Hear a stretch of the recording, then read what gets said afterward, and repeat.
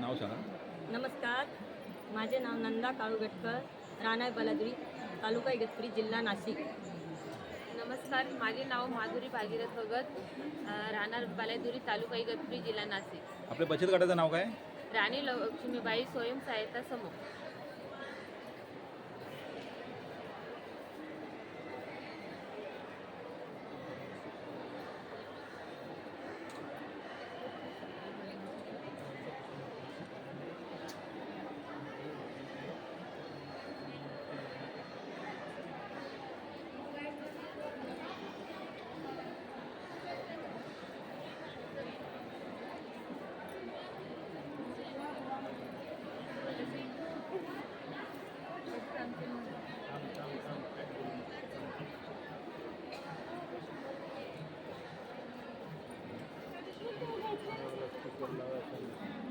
Hello hello.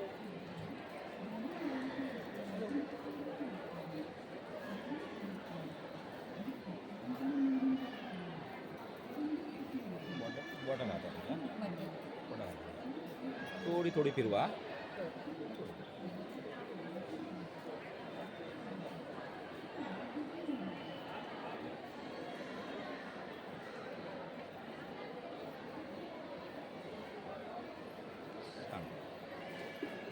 काय आपला व्यवसाय ताई सांगा जरा.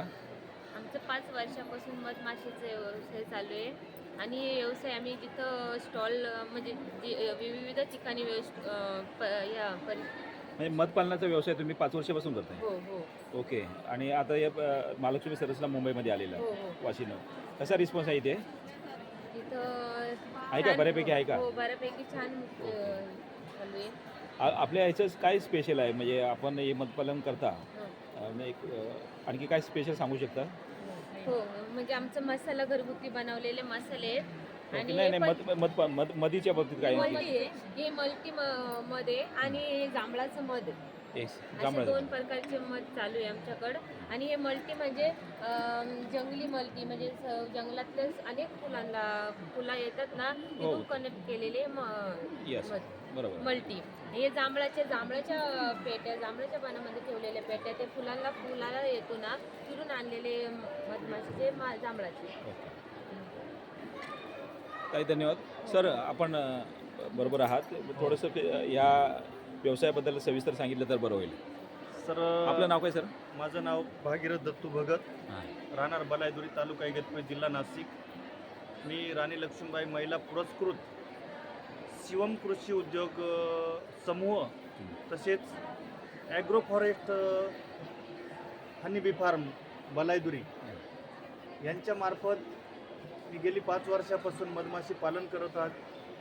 आणि मधमाशी पालनचा उद्देश म्हणजे मधमाशी जगली तरच या पृथ्वी तलावर सजीव जगू शकतो आहे.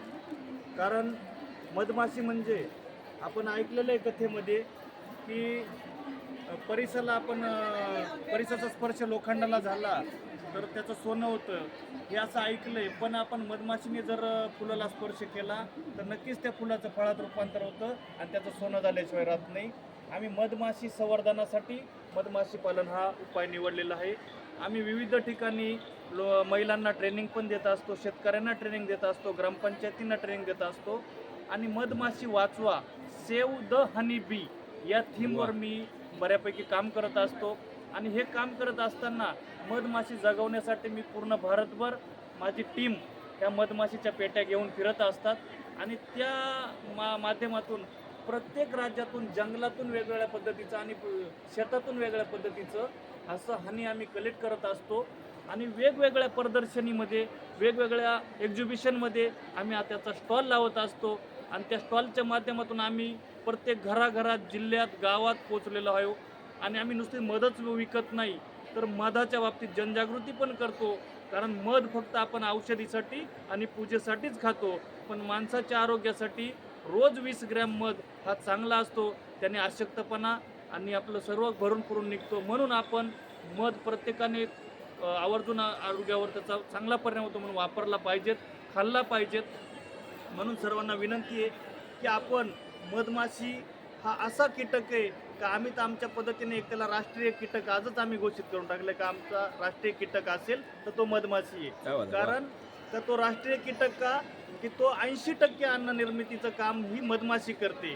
कारण मधमाशीने जर पॉलिनेशन केलं नाही तर तुमचं गवतापासून तर धनधान्यापर्यंत काहीच पिकणार नाही, आणि पिकलं तर त्याला फुल फळ येणार नाही, आणि फुल आलं तर त्याला मधमाशीने पॉलिनेशन केलं नाही तर त्याचं फळ होणार नाही, आणि फळ झालं नाही तर त्याला बी येणार नाही, बी नाही आलं तर नेक्स्ट पीक येणार नाही, नेक्स्ट पीक नाही आलं तर सर्व म्हणजे जे काही खाद्य आहे ते कमी पडेल. आणि म्हणून अल्बर्ट आईन्स्टाईन म्हणतायत जर या पृथ्वी तलावरून मधमाशी नष्ट झाली तर नक्कीच 4 वर्षामध्ये या सजीव सृष्टीला त्याचा मोठा फटका बसणार आहे. थँक्यू, धन्यवाद. मला खरंच खूप आनंद झाला आज या स्टॉलवरती येऊन या सरांनी अतिशय चांगली उपयुक्ती माहिती मधपालनासंदर्भात दाखवली.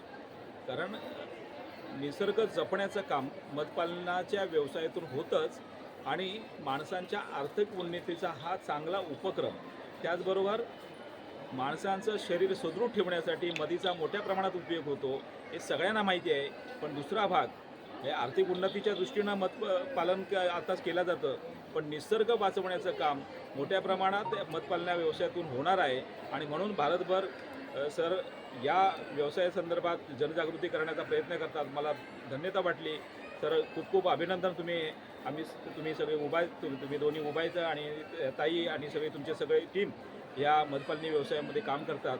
खूप खूप धन्यवाद. तुम्हाला खरंच शुभेच्छा देतो की तुमच्या या सगळ्या व्यवसायाला अत्यंत मोठं पाठबळ मिळावं, आणि भारतभर मोठ्या प्रमाणात मधपालना व्यवसायाच्या संदर्भातला जनजागृती तुमच्या करून होते ती वाढावी अशी मी अपेक्षा करतो.